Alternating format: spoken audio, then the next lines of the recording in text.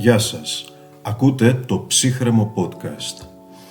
Πληροφορηθήκαμε πρόσφατα για δύο συμβάντα, το ένα σοκαριστικό, το άλλο συγκινητικό, προερχόμενα από τη Θεσσαλονίκη και Βοστόνη αντίστοιχα.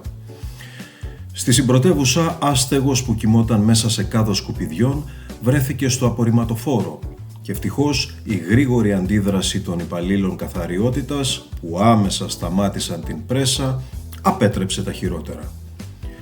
Στην αμερικανική πόλη, μαραθωνοδρόμος έπεσε κάτω εξαντλημένος, ανήμπορος να συνεχίσει.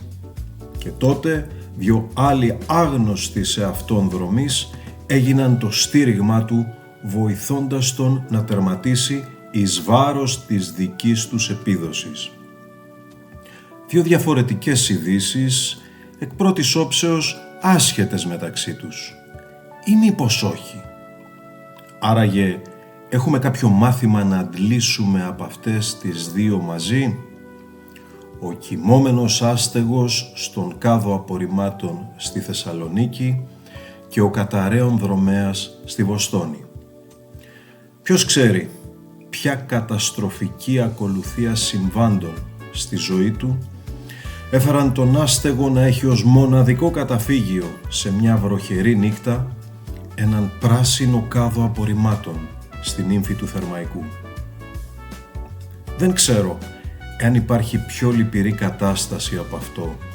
Λυπηρή, ίσως και ντροπιαστική, όχι για τον ταλέπορο άστεγο, αλλά για την κοινωνία που ανέχεται βολεμένη τόση δυστυχία. Και έχουμε στη Βοστόνη τους δύο μαραθωνοδρόμους που βλέποντας τον συναθλητή τους να πέφτει κάτω εξαντλημένος του είπαν «Θα τερματίσεις». Ο άστεγος του κάδου είναι ο μαραθωνοδρόμος που έπεσε εξαντλημένος. Αυτός που δεν άντεξε, που έχασε στον αγώνα της ζωής, που έσκυψε το κεφάλι, που ίσως παραιτήθηκε και είχε σαν καταφύγιο μια βροχερή νύχτα ένα κάδο που δεν ήταν καν μπλε ανακύκλωσης, ήταν πράσινος, πολύ πιο ρυπαρός δηλαδή. Το ερώτημα εδώ έρχεται εύλογα. Πού είναι οι συνάνθρωποι? Πού οι συναθλητές? Μας έχουν μείνει έστω ψήγματα ενσυναίσθησης? Εδώ η δική μας ευθύνη. Αυτή είναι η διαφορά από τη ζούγκλα εάν θέλουμε να λέμε ότι ζούμε σε πολιτισμό. Δεν νοείται κοινωνίες να βαφκαλίζονται για το βιωτικό τους επίπεδο, τις οικονομικές τους επιδόσεις, το κοινωνικό κράτος και την ίδια στιγμή άνθρωποι να αναγκάζονται σε τέτοιους συμβιβασμούς μακριά από κάθε ίχνος λογικής και αξιοπρέπειας. Να κοιμηθούν μέσα σε ένα πράσινο κάδο απορριμμάτων με κίνδυνο της ζωής τους. Δεν είναι μόνο ελληνικό το φαινόμενο, το έχω δει σε αρκετές πόλεις του εξωτερικού, δυστυχώς.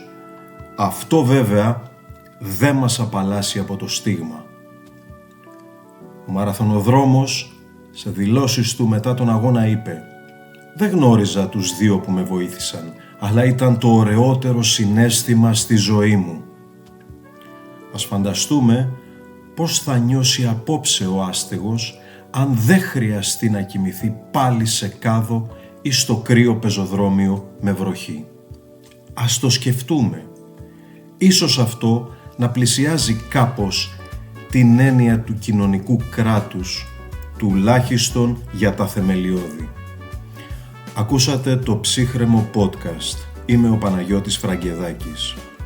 Βρείτε κι άλλα ηχητικά στις ομώνυμες σελίδες σε Facebook και Spotify.